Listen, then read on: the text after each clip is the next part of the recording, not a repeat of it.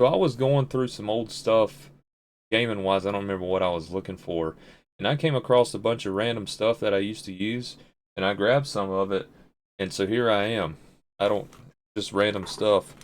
So the first one, in back in the archives, is this would be this way: the Guitar Hero 3 controller, or Guitar Hero 3 Legends of Rock actual guitar controller that just happened to be sitting downstairs because obviously I've not played on our PlayStation 2 in years and I don't even know where it's at.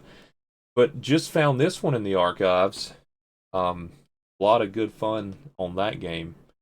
But yeah, so basically I went through, found about six things that I used to use gaming wise, and I just thought it'd be fun to show them off.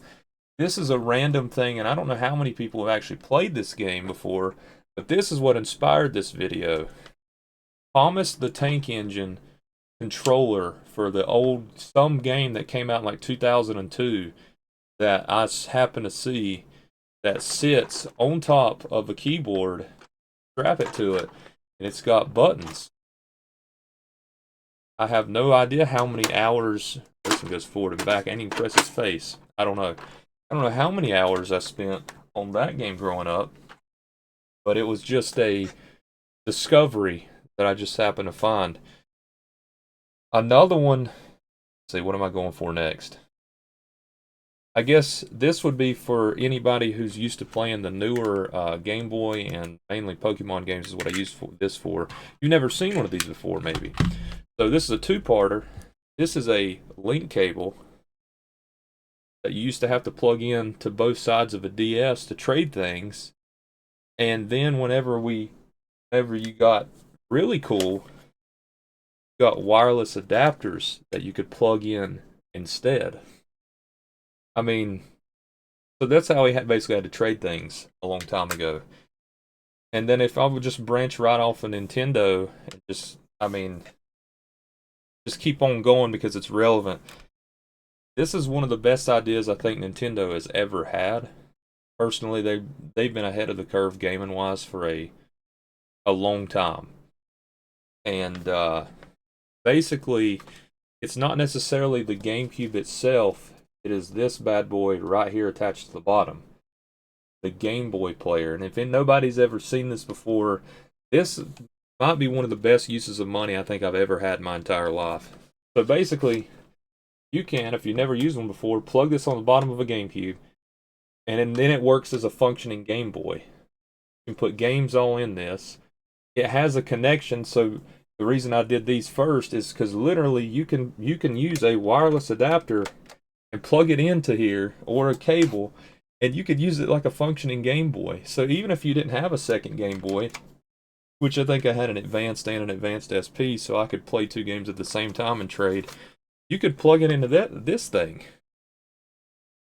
And it just, the fact that Nintendo thought of this, I don't know what year the Game Boy Player came out, but the fact that they thought of something like this to integrate, they had already had their older consoles, the N64 and such, and then the GameCube came out. And then the fact that they integrated the Game Boy stuff with the GameCube is one of the best ideas I think they've ever had.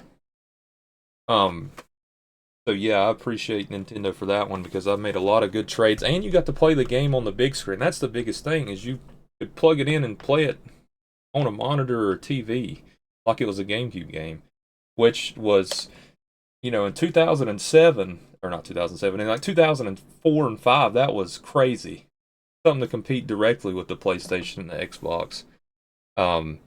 Because it not only functioned as a GameCube, it functioned as your Game Boy for any non-GameCube. Pretty sweet. Let's see. The next thing is for anybody who ever wanted to technically break the law, but not really break the law. It was one of these bad boys. I just happened to find this thing downstairs. If you don't know what this is, it is a Game Shark. It gives you the ability to do many things. Like I said, that you probably couldn't do. I mean, I used it to get like a bunch of rare candies and stuff like that, to level things to 100, to mess with stats and to look at things just because I was interested in that. And then obviously I think, yeah, there were events, especially in Gen 3 Pokemon stuff. There were some event things that you had to be there to catch certain things so you could use the Game Shark to get it. And then obviously the action replay for DS stuff, and I don't know where mine's at. I had one of those too because back in the day to get what Darkrai, Arceus, and Shaman, you had to go to events, and obviously I didn't do that, and so an action replay was the only way. And another part of that was the official code book that's been bent now from Game Shark that I got at the Scholastic Book Fair in like 2006, I guess, because that's the date on it. Or 2000 yeah, I guess it was fall 2006 whenever I got this thing for $10. But yeah, that was a fun time right there. And then the last thing that I picked up was the only way that you could play more than two people on LAN on a PlayStation 2. Um, it was just pre-wireless controllers, and this multi-tap allowed you to have 4 different memory cards and 4 different controllers attached. So it made LANs more easy. When I say LANs, I just mean we had random people. We had a random group of people that might be here at any time, and you have 4 of them. You got to have 4 controllers, and so that was always interesting. Yeah, so basically what I did was I just went downstairs. I was looking for something, and I happened to stumble across some of this stuff, and I thought, this would be kind of cool to show off. I mean, I haven't looked at this stuff in it's probably been, gosh, I don't know, probably 10 plus years or so. No, it's longer than that. 2014. It'd been like 14, 15 years since I've seen some of this stuff. But yeah, I thought this stuff was pretty cool.